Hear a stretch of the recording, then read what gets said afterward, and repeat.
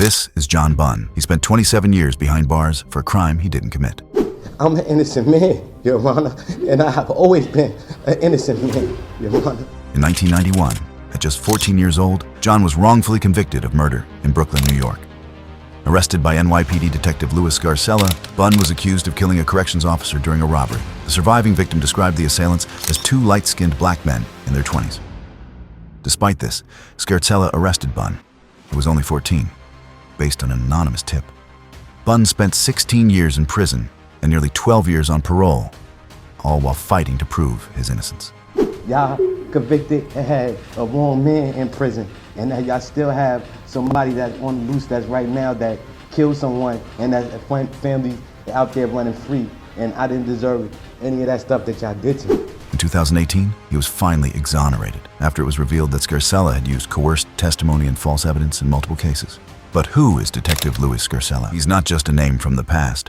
He plays a major role later in this video and still casts a long shadow. That's ridiculous. That is totally ridiculous. Louis Scarcella is a retired NYPD detective who served from 1973 to 1999, primarily in Brooklyn, New York. He gained notoriety during the 1980s and 1990s for his role in securing convictions in high-profile homicide cases. However, his investigative methods have since come under intense scrutiny. As of November 2023, at least 20 individuals have had their convictions overturned in cases he investigated, amounting to over 400 combined years of wrongful imprisonment. Despite these controversies, he has denied any wrongdoing and has not faced legal consequences due to protections like qualified immunity and statutes of limitations. But John's fight for justice is not the only one. Meet David Ranta. He spent 23 years in prison for a crime he didn't commit. In 1990, Ranta was convicted for the murder of a Brooklyn rabbi during a botched robbery. The case was handled by Detective Louis Scarcella, who claimed Ranta had confessed. However, the confession was later found to be fabricated. I stand by the confession. I stand by the case. Did you coach witnesses? No, sir. Did you ever instruct a 13-year-old witness to pick out the guy with the big nose? No, sir. No, sir. Didn't do it? No, sir. I said from the beginning I had nothing to do with this case. Prosecutors believe the real killer may have died in a car crash 2 months after the killing. David Ranta spent most of his adult life behind bars. Do you have any one thing you want to do? Yeah. Get the hell out of here, maybe. Let's go. And so he did. The father of 3 adult children will try to begin a new life. So in 2013, after the case was looked at again, David Ranta was finally set free. It turned out he was never guilty. The courtroom went quiet. Everyone knew this moment was big. And this is what the judge said. Mr. Ranta, to say that I'm sorry for what you have endured would be an understatement. I would just like to say thank each and every one of you for supporting me today on this. The fight for freedom didn't stop there. This is Susan Mellen. She spent 17 years in prison for a crime she didn't commit. You are under arrest now for murder. I'm getting ready to book you. Now, obviously, you don't care about your family. You don't care about your daughters or care about because like I told you on the way over here in this car for you to tell me the truth, no matter if it implicated you, you need to tell the truth. Because see, nobody's not going to believe a lie. Because see, you're making these statements now, okay? And then when it comes times, then later on down the road, you're going to say, oh, I want to tell the truth. It's going to be too late then. You need to tell the truth now. Okay, ask me if you want. I'm just asking. Were you there? I am. Okay, that's this. Please believe me, I wouldn't do that. I think you sit there and you think about, I do not believe you. Okay. I do not believe you, and don't ask me to please believe you. I do not believe you, okay? In 1997, Mellen was convicted of murder in Los Angeles, California, based solely on the testimony of a known liar.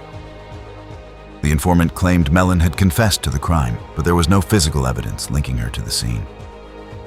In 2014, her conviction was overturned when the informant's history of lying was revealed and Mellen was freed. In court, tears of joy. A judge exonerating this 59-year-old mother and grandmother of murder. Outside, an embrace 17 years in the making.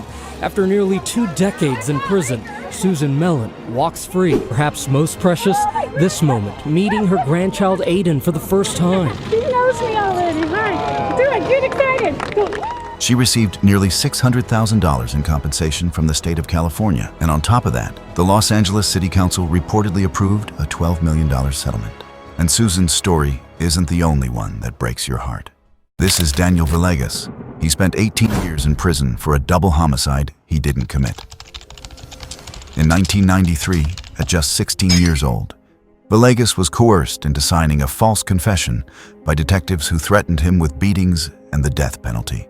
He was convicted in 1995 and spent years fighting for his freedom.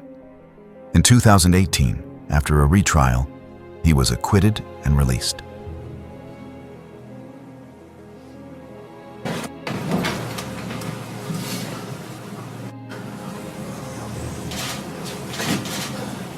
Please be seated.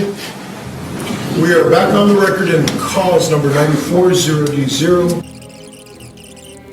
If the defendant will please stand. In the District Court of El Paso County, Texas, 409th Judicial District, the State of Texas versus Daniel Villegas, number 940D09328. Verdict Form B. We, the jury, find the defendant Daniel Villegas not guilty of...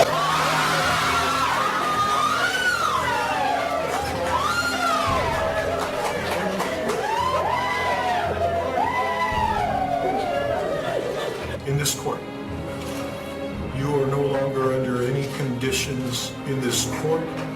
You are free to leave.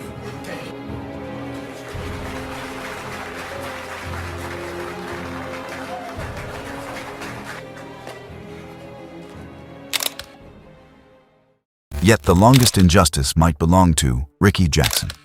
39 years in prison for a murder he didn't commit. In 1975, Jackson was convicted of murder in Cleveland, Ohio, based on the testimony of a 12-year-old boy who later admitted he had been pressured into lying. Jackson was sentenced to death, but his sentence was later commuted to life in prison. In 2014, after the witness recanted, Jackson was exonerated, having spent nearly 4 decades behind bars. Thank you. Case 020436, case of 1975. It was in front of Judge George McMonigle, and there was a finding of guilty at that point, and Mr. Jackson actually was sentenced to death in the penitentiary, and the appeals at least took that away from the state. But since then, there's been a motion for a new trial. We had a hearing a few days ago, and the motion for a new trial was granted, and the case will be dismissed. Mr. Jackson, you're going to be free to go. I suggest to you that life is filled with small victories, and this is a big one.